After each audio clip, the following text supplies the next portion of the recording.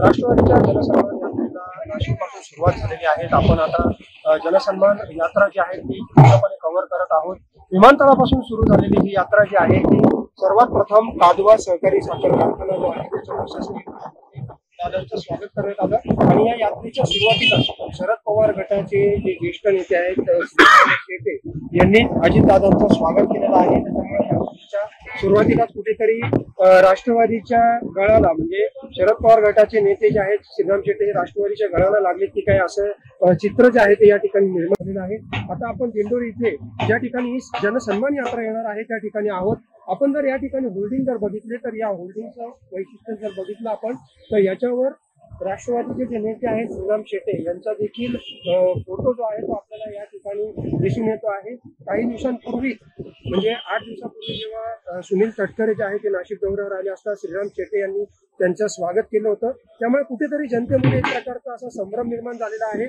श्रीराम शेटे जे आहेत ते शरद पवार यांचे विश्वासू सहकारी मानले जातात। नाशिक जिल्ह्यातील एक मोठं नेतृत्व म्हणून ते मानले जातात। दिंडोरी मतदारसंघाचा जर विचार केला तर दिंडोरीमध्ये त्यांच्या शब्दाला देखील मोठी किंमत आहे।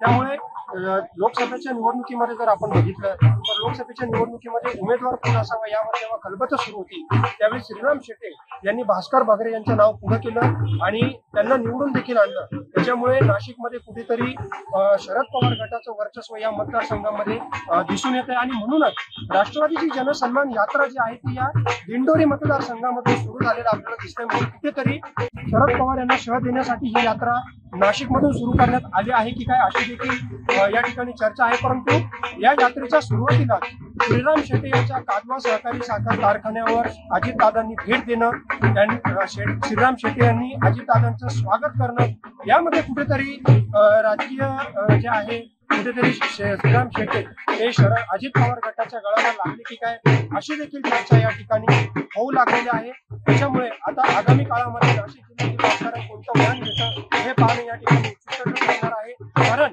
आज शरद पवार गटामध्ये श्रीराम शेटे यांचा शब्द जो आहे तो प्रमाण मानला जातो।